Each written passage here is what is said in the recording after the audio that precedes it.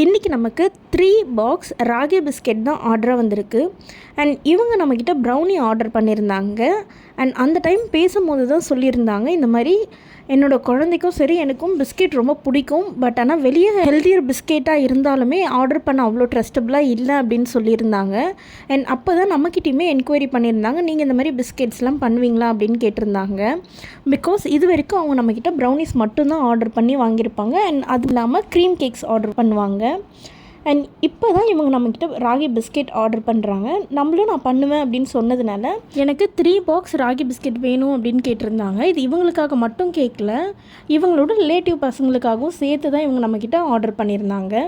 And நம்மளுமே எல்லா மெஷர்மெண்ட்டும் எடுத்து ப்ராப்பராக பண்ண ஸ்டார்ட் பண்ணியாச்சு. ஃபஸ்ட்டு வந்து நம்ம பட்டரை நல்லா ரூம் டெம்பரேச்சருக்கு கொண்டு வரணும். ஸோ அதை அந்த ப்ராசஸ் ஃபஸ்ட்டு பண்ணிவிட்டு அதுக்கப்புறமேட்டு நல்லா ரூம் டெம்பரேச்சர் ஆனதுக்கப்புறமேட்டு தான் அது கூட நம்ம ப்ரௌன் சுகர் ஆட் பண்ணணும். நார்மலாக ப்ரௌன் சுகர் வந்து நம்ம பட்டர் கூட மிக்ஸ் பண்ணும்போது ரொம்ப டைம் எடுக்கும் அது மிக்ஸ் ஆகிறதுக்கு.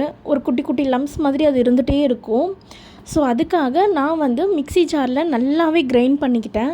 நல்லா கிரைண்ட் பண்ணி ஆட் பண்ணேன். அப்போவுமே எனக்கு கொஞ்சம் டைம் எடுத்துச்சு பட்டரும் ப்ரௌன் சுகரும் நல்லா மிக்ஸ் ஆகிறதுக்கு. ரொம்ப நேரம் நான் மிக்ஸ் பண்ணேன்.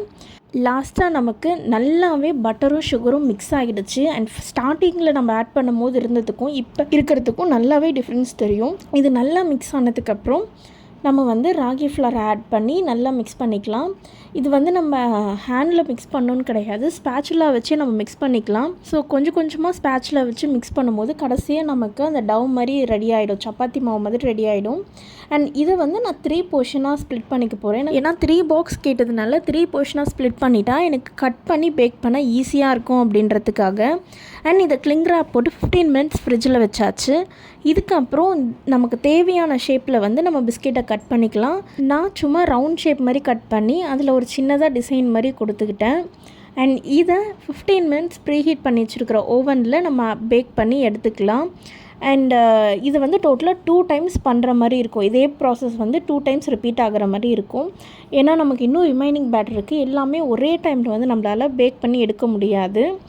அண்ட் ஸ்டார்டிங் வைக்கும் போது இருக்கிறத விட பேக் பண்ணும்போது ரொம்ப அந்த ஸ்மெல் வந்து அந்த ப்ரௌன் சுகரோட ஸ்மெல் ரொம்ப சூப்பராக வந்துச்சு. அண்ட் இதே ப்ராசஸில் 2 டைம்ஸ் நம்ம பேக் பண்ணி எடுத்தாச்சு. இப்போ பேக்கிங் ஸ்டார்ட் பண்ணிட்டோம். ஸோ இப்போ வெயின் ஸ்கேல் எடுத்து அதில் வந்து பாக்ஸை வச்சு அதை 0 பண்ணிவிட்டு நம்ம ப்ராப்பராக பிஸ்கெட்ஸ்லாம் அரேஞ்ச் பண்ணியாச்சு. அண்ட் இதே ப்ராசஸில் 3 பாக்ஸுமே நம்ம ரெடி பண்ணி எடுத்துக்கிட்டோம். அண்ட் டோட்டலாக எல்லா பாக்ஸுமே ரெடி பண்ணதுக்கப்புறமேட்டு நம்மளோட லோகோ ஸ்டிக்கரை ஒட்டி நம்ம இந்த பேக்கிங்குமே கம்ப்ளீட் பண்ணிட்டோம். உங்களுக்கும் இந்த மாதிரி பிஸ்கெட்ஸ் இல்லை ப்ரௌனிஸ் இல்லை க்ரீம் கேக் எந்த மாதிரி வேணும் அப்படின்னாலும் ஸ்க்ரீனில் தெரியிற நம்பருக்கு வாட்ஸ்அப் பண்ணுங்கள். தேங்க்ஸ் ஃபார் வாட்சிங்.